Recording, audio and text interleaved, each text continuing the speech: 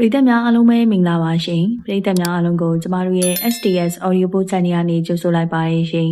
ကျမတို့ Channel လေးကနေတရေဇာတ်လမ်းကောင်းများစွာနဲ့ဂမ်ဘီယာဖြစ်ရဲ့စံကျဇာတ်လမ်းကောင်းလေးတွေကိုနေ့စဉ်တင်ဆက်ပေးနေပါတယ်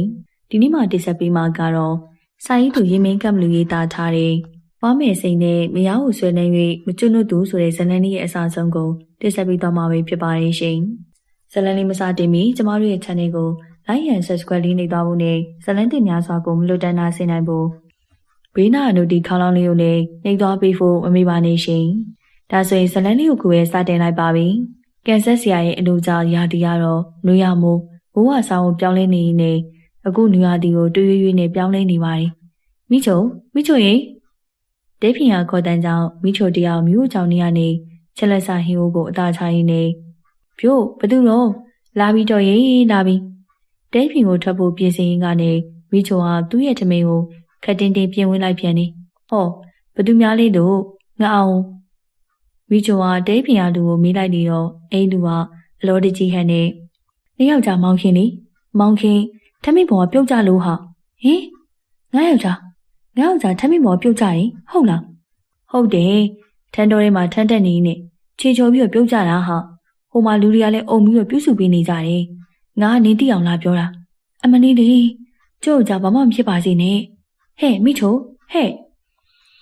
တယောက်ကထန်းတော်စီကိုအပြေးထွက်သွားတော့တယ်မိချိုထန်းတော်ကိုရောက်တော့လူတွေဝိုင်းအောင်နေတဲ့နေရာကိုတွေ့သွားတယ်မိချိုအဲ့လူတွေကိုတိုးဝိတ်ကဖြင့်ဟင်ကိုမောင်ခင်ယောက်ျားအမလေးလေးကျို့ယောက်ျားမကယ်နိုင်ကြတော့ဘူးလားမိချိုညီယောက်ျားအမိကနေကြပြီးတော့ဆုံးသွားရှာပြီအေးငါ့ကိုလည်းဘာမှမတတ်နိုင်ပါဘူးမိချိုရဲ့စိတ်မကောင်းလိုက်တာကွာမောင်ခင်ဟာမင်းလည်းအဖြစ်ဆိုးပါကွာအနီးမှာရှိတဲ့ကြည့်ရှုနေကြသူတွေကအဖြစ်ဆိုးရှာတဲ့တည်ဆုံးသွားသူမောင်ခင်နဲ့လောလောလတ်လတ်မုတ်ဆိုးမှဖြစ်ရှာတော့မိချိုတို့အားတနာကျူနာတက်နေကြတယ်အဲ့လိုနဲ့လျောက်ကြားဆုံးသွားတဲ့မိချိုကတော့ယောက်ျားကိုဆုံးရှုံးစေကြောင်းမစားနိုင်မအိပ်နိုင်ပဲနဲ့ဒုက္ခပင်နဲ့ဝင်နေရပြန်နေမိချိုရဲ့မိဘတွေကသမီးဖြစ်သူကိုမောင်ခင်နဲ့ရခင်အတူတူနေထိုင်ခဲ့တဲ့အိမ်မှာမနေစီကြတော့သူတို့နဲ့ပင်အတူခေါ်ယူထားတယ်မိချိုမိဘတွေချောမော့ကျွေးတဲ့သမီးကိုစားရင်းနဲ့အခန်းအတွင်းမှာသာလဲနေခဲ့တယ်အချိန်ကလည်းညအချိန်ကိုရောက်ရှိနေပြီအခန်းအတွင်းရှိအပူတွေနဲ့မိချိုကတော့အိတ်မပြောသေးပါဘူးမိချိုရေငါပါဟာနေ့ယောက်ျားမောင်ခင်ပါဟာဟင်ကိုမောင်ခင်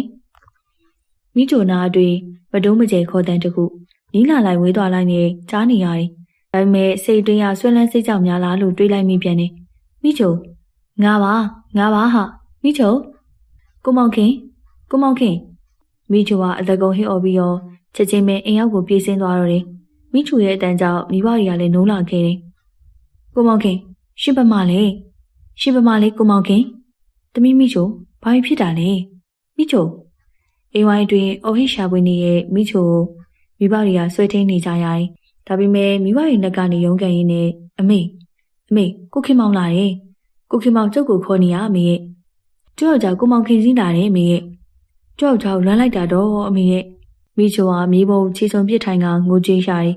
မိခင်ဖြစ်သူဟာမိချိုရဲ့ကြောလေးကလက်နဲ့ပုတ်ပင်းနဲ့ညှိကြနေရောတယ်ဖခင်ဖြစ်သူဟာတစ်ဖက်ကိုလဲပြီးတော့တပြင်းချတယ်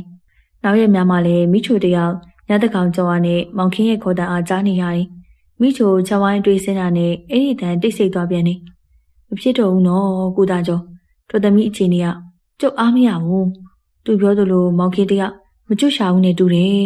အဲ့တော့ငါတို့ဘာလုပ်ပေးကြမလဲသူ့အတွက်ရည်စူးပြီးနဲ့အလူတန်းတွေလုပ်ပေးနေကြတာပဲကွာအခုကသူကတော်သမီးကိုဆွဲပြီးတော့မကျွတ်တာတော့ရေဆရာသမားလေးရှာပြီးတော့လှုပ်တင်တာကိုလုပ်ရမှာပေါ့အေးကွာဒါဆိုငါလည်းဆရာရှာကြည့်ပါဦးမယ်မိချိုမိဘတွေတိုင်ပင်နေကြတာပါသမီးဖြစ်သူမိချိုနဲ့တမက်ဖြစ်သူခင်မောင်တို့အတွက်စိတ်မကောင်းကြတော့လေကျရင်သူသမီးအတွက်အကောင်းဆုံးလုပ်ပေးရန်သာဆုံးဖြတ်ကြလျော်တယ်အချိန်ကတော့ညတကောင်ရဲ့အတန်လည်းလောလောလတ်လတ်ယောက်ျားတည်ထားတဲ့မိချိုရဲ့အခန်းအတွင်းကတဲထန်ရှိုင်းငင်တကြီးငိုကြွေးနေသူကလည်းမိချိုပဲဖြစ်ပါတော့တယ်အဲဒီတန်ကြောင့်မိချိုမိဘတွေကလည်းနိုးလာခဲ့ကြတယ်မိချိုအခန်းတွဲစီကိုမိဘနဲ့ဦးကဝင်လာခဲ့အောင်မိချိုကအခန်းကျန်းပြင်ထက်မှဝရမောက်အနေထားနဲ့ရှိနေရောတယ်အဲဒီတွင်နဲ့မိချိုကကျန်းပြင်ကိုသူ့ရဲ့လက်ဘွားနဲ့တပြန်းပြန်းရိုက်ရင်းနဲ့ပင်ငိုကြွေးနေခဲ့တယ်သမီးမိချိုသမီးလေးဘာတွေဖြစ်တာလဲသမီးရဲ့မိဘရဲ့ခေါ်တန်းကိုမိချိုကမထိုးခဲ့ပါဘူး ငိုမြဲတိုင်းသာငိုနေရောတယ်မိချိုညီဘာဖြစ်တာလဲအေးဒီဖေဒီမေကိုတော့တနာပါအောင်အေးမိချိုရဲ့မိခင်ကဝမ်းနဲ့စွာပြောလိုက်တော့တယ်အဲ့ဒီခါကျုပ်တို့မခွဲပါနဲ့ကျုပ်တို့မခွဲပါနဲ့ဗျာဟင်အမလေးဖျားမိချိုရဲ့နှုတ်ကအတန်အော်ကြီးထွက်လာတယ်အဲ့ဒီတန်ကြီးကြောင့်မိချိုမိဘတွေထိတ်လန့်သွားရတယ်မေမောင်ခင်လားကျုပ်တို့မခွဲပါနဲ့အဖေနဲ့မေရဲ့ကျုံမိမနဲ့မခွဲနိုင်လို့ပါပြောနေနဲ့ရှိုက်ကငိုပြန်နေအေးပါကွာမခွဲပါဘူးငါသမီးလေးကိုတော့အကောင့်လိုက်ထားပေးပါမောင်ခင်ကငါတို့တောင်းပန်ပါတယ်ကွာကျုပ်တို့မခွဲတာသိကြလားသိကြပါတယ်ကွာကျုံမိမအနာမှာကျုပ်အမြဲရှိတယ်ဒါကျုပ်သတိပေးတာပါသမီးမိချိုရေမန်းနဲ့ဖြန်းပေးကွာဒါမှသတိလည်မှာလို့ဖျားစင်ပေါ်မှာရေမန်းဖို့သွားယူခဲ့လိုက်မောင်ခင်ရဲ့ဝိညာဉ်ကမိချိုရဲ့ကိုယ်တွင်ကိုဝင်ရောက်ပူးခဲ့ပြီးတော့မိချိုရဲ့မိဘတွေအားသတိပေးသွားနေရောတယ်အဲ့ဒီအကြောင်းကိုမိချိုတရားမသိရှာပါဘူးမသိဆိုမိဘတွေကလည်းမိချိုကိုပြောမပြကြတာပါဖွားရီအဲ့တယ်လို့မောင်အောင်ဖွားမေစင်ရဲ့အိမ်ဝိုင်းပြည်ကနေအော်ရင်နဲ့ဝိုင်းတင်းကိုဝင်လာခဲ့မောင်ရဲ့နောက်ပါမှာတော့အသက်30ကျော်လူရတယောက်ပါလာခဲ့တယ်ဖွားမေစင်ကသူ့ရဲ့ကိုပြစ်မှလာထိုင်နေခဲ့တယ်အတင်းတူရတဲ့ဖွားမေစင်ကိုမောင်ကဒီမှာဖွားရဲ့ဒါဟိုဘက်ရွာတိတ်ကကျိုးရဲ့တငယ်ချင်းအောင်ပေါ်လေးဗျာဘာကြောင့်နေရှိလို့လဲမောင်ရဲ့တစ်ဖက်ရွာကနေတကူးတကဖွားချီကိုလာခဲ့တာဆိုတော့ပြောစရာရှိရတာပြောခွင့်ကိုပြစ်မဝင်ထိုင်ရင်ပြီးဖွားမေစင်ကမင်းလီရောလူရဲကကျိုးအခုကြီးနာတောင်းတာပါဖွားရဲ့ဒါလေကျိုးမဝမ်းခွဲအတွက်ပါဆိုစမ်းမအောင်က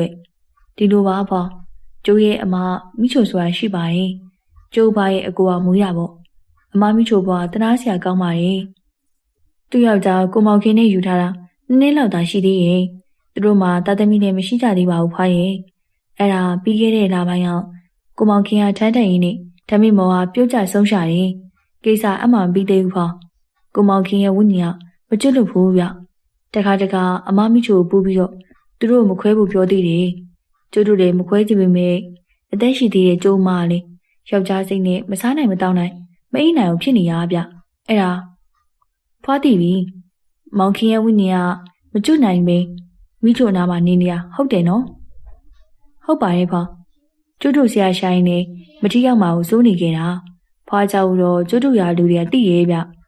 အဲ့နဲ့ကျုပ်လေကျိုးရဲ့တငယ်ချင်းမောင်ကိုအပူကက်ရတာပဲအေးကွယ်အေး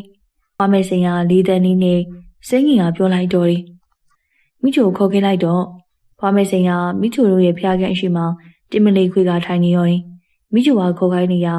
မိချိုရောက်ရှိလာတယ်ဒါပေမဲ့မိချိုမျက်နှာလည်းမရွှင်ပြပါဘူးကဲသမီးမိချိုညီလည်းသိမှာပေါ့မောင်ခင်တရားမကျွတ်လို့သိရအောင်ချုပ်သိပါရဲ့ဖွာမိချိုကလေးတန်းအေးနဲ့ဖြေရှာတယ်သိရင်ညီလိုက်သွားဖို့ပြင်နေရလားမိချိုဘေးမှာမိချိုရဲ့မိဘတွေနဲ့စိတ်မျိုးတွေရှိတယ်ကျိုးကိုမောင်ခင်နဲ့လိုက်သွားခြင်းနဲ့ကိုမောင်ခင်နဲ့ဆိုဘယ်သွားခြင်းနဲ့မိချိုရဲ့ဖြေကြောင့်ဖွားမယ်စင်ကခေါင်းတင်းနေနဲ့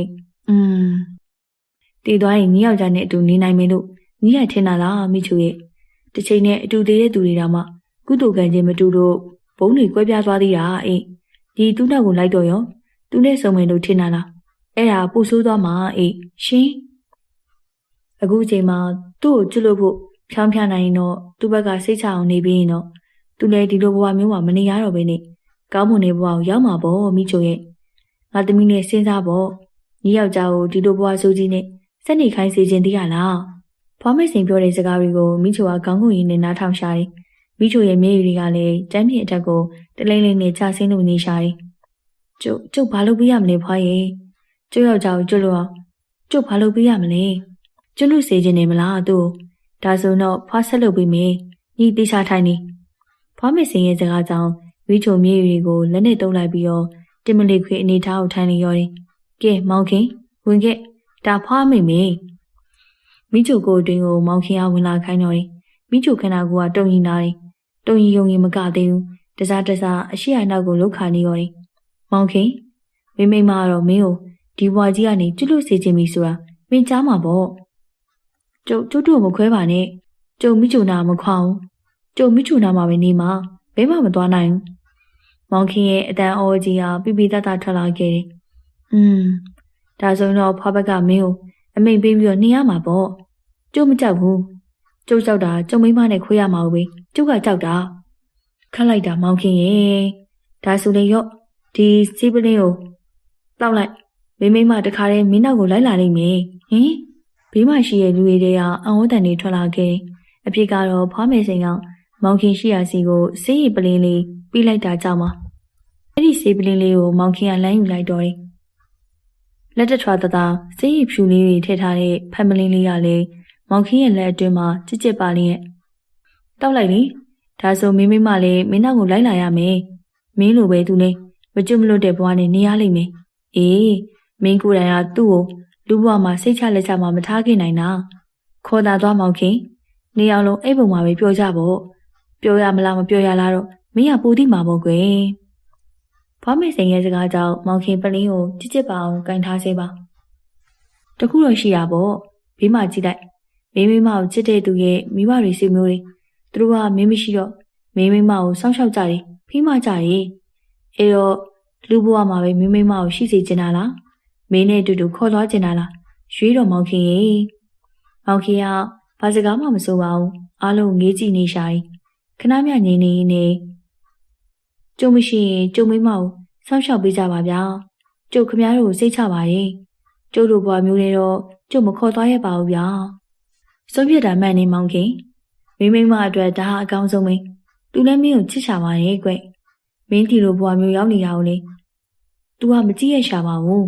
ကျုပ်ကိုအမြောက်ဝေပေးပါကျုပ်တာရုခေါ်ပါမယ်အရင်ဟာကျုံမိမနဲ့ခွေးရမှာဆိုလို့ကျုပ်တာရုမခေါ်တာပါကျုပ်ဒီတခါတာရုခေါ်ပါတော့မယ်ဗျာကောင်းတယ်မောင်ခင်ကောင်းပြီမောင်ခင်ကသူပြောလို့တမပြောပြရနဲ့မိချိုရဲ့ကိုတူကနေထွက်ခွာသွားလိမ့်ရောတယ်မိချိုရေမန်းပတ်ဖြန်းပေးပြီးတော့တတိနေလာချိန်မှာတော့ဖြစ်သမျှအားပြောပြကြတယ်မောင်ခင်ကိုပေးတာဘာပလင်းလဲဖွာဟိုအစိတ်များလားဘယ်ရတာမောင်အောင်ဖွဲမောင်ခင်သူမိမအောင်မခေါ်ရတာကိုဖွာသည်လို့ဒီကနေကြွလာခဲ့တာအထက်ကအစိတ်လည်းမဟုတ်ဘူးရေတွေကွရေတွေဗျာကျုပ်တို့ကအစိတ်ထီပြီးတော့လန့်သွားတာဗျဖွာရဲ့ကဲမလန့်ကြနဲ့တော့မောင်ခင်လည်းကျွလို့ချိန်ရောက်ပြီဒီချိုကလည်းဆွဲမထားတော့ဘဲနဲ့စိတ်ကိုဖြေးဖြောတော့တနိုင်သမျှကုတူပြူပေးကြဖွာတော့ဒါပဲမှမယ်စိတ်ချပါဖွာရဲ့တမီးယောက်ျားအတွက်တမီးစိတ်ကိုအကောင်းဆုံးပြင်ပါပါအေးကွယ်တာရုပါတမီးရဲ့ဖွားမယ်စိန်ကိုမိချိုကဥချကြောရှာတယ်နောက်တရက်မှာတော့မိချိုတို့မိသားစုအောင်မောင်ခင်ကျတို့ကိုအလူတန်းတွေပြုလုပ်ပေးကြတော့တယ်ပရိသတ်များရှင်စာရေးသူရင်းမင်းကပ်မလို့ရေးသားထားတဲ့ဖွားမယ်စိန်နဲ့မရကိုဆွဲလန်းရေးမကျွတ်လွတ်သူဆိုတဲ့ဇာတ်လမ်းလေးကတော့ဒီမှာပြီးဆုံးသွားပါပြီနောက်ရက်များမှာလည်းဇာတ်လမ်းကောင်းများစွာရေးချယ်တင်ဆက်ပေးဦးမှာမို့အားပေးနားဆင်ကြပါအောင်နော်အားလုံးကိုကျေးဇူးတင်ပါတယ်